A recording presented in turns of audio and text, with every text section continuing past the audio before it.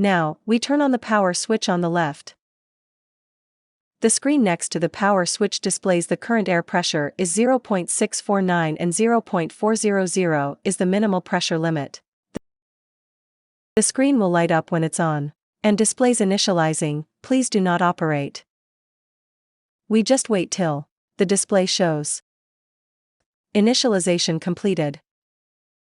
When it displays initialization completed, we can operate the machine. We should remove the tool holder on the spindle.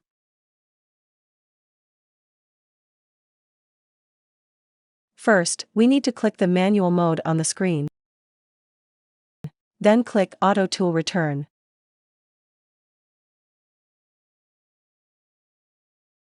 The spindle will place the tool holder to the tool magazine.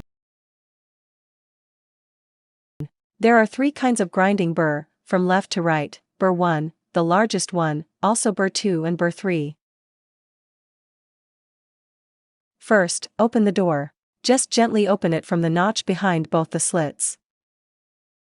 Take out the tool holder from the tool magazine.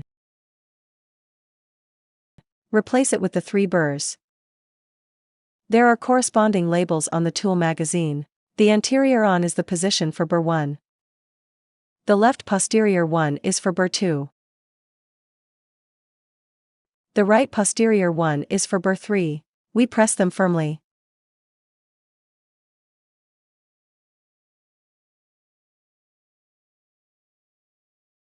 The spindle may be deformed if there is no burr in it for a long time, so we let it take a burr in manual mode.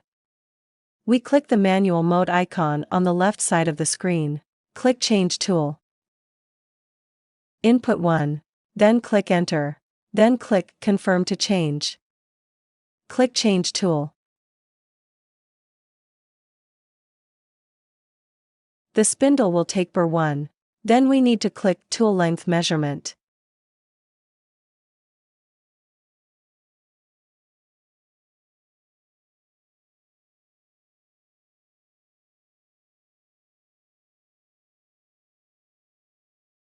The length is measured, and the process is completed. Then we return to the running mode. In the next, we will connect the computer with EasyMill.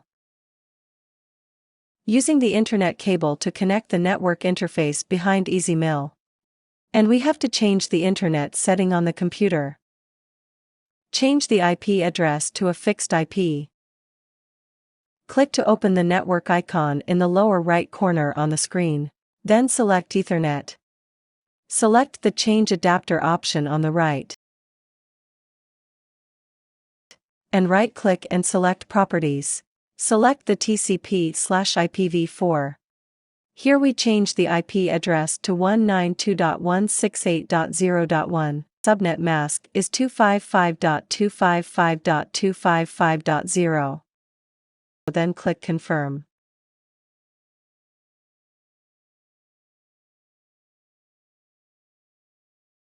We don't need to install the layout setting software and just need to unzip its compressed file.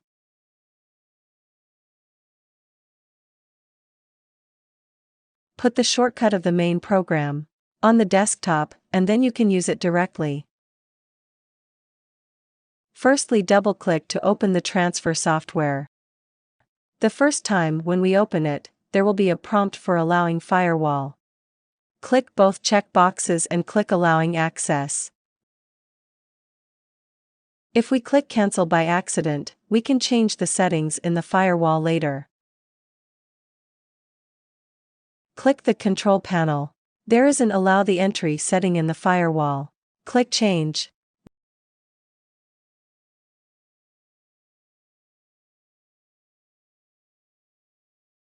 We can search if there is the EX software. Here we have added it. If it's not added, we can manually select the location of the transfer software and allow other applications. Then add it.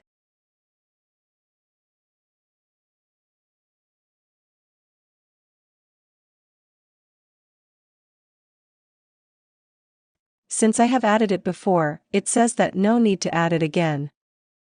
OK. Then we click Confirm. If it still fails, we can try to select Close all the firewalls. It's alright in general. Since we have added it successfully, it is allowed normally, so let it remain open here, then let us operate the machine.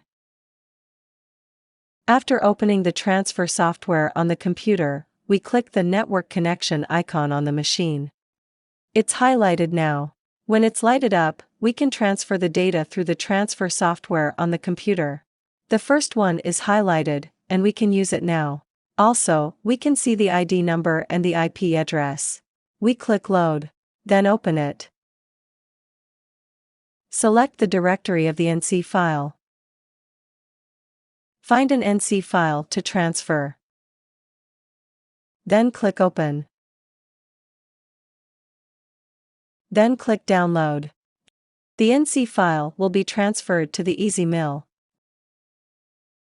It will also display Download is completed. Then we can see data transmission is completed. There are two ways to transfer NC files. One way is to connect our computers through the network and transfer them directly from the computer.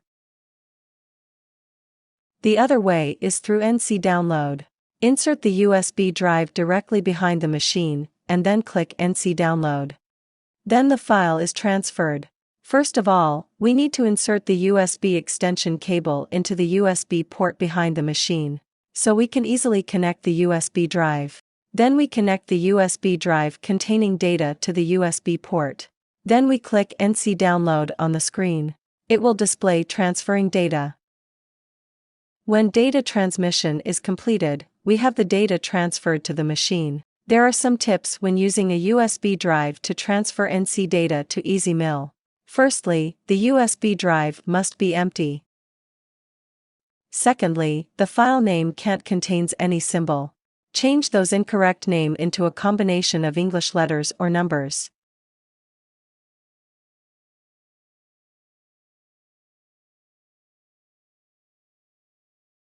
Then we copy it to the USB drive. Thirdly, one USB drive is only for one NC file.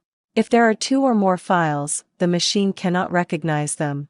So, we have to pay attention on those 3 points. Just now, we have changed the burr and transferred data to the machine. Now put the ceramic block in the machine. First of all, press this green button. Remove the protective cover of the block holder. Then insert the ceramic block. Please note about the notch on the mandrel of the ceramic block. The notch should be in line with the small pin on the block holder. Push it into the block holder and press firmly. We check whether the edges are closely fitted. If they are not aligned, we can't press it through. So we need to check the alignment and press it until the edges are closely fitted. Then, press the green button, and the block holder will grab it firmly. But we still have to gently rotate or pull it out to see if it is held firmly.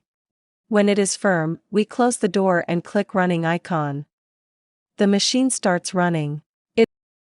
It first measures the length of the tool. Then sprays the milling fluid, and begins to mill the ceramic block. If the machine is not used at night or for a long time, we'd better put back the block holder protective. It can protect the block holder, because it will likely be deformed if it works for a long time. We can remove the protective cover when we mill ceramics blocks.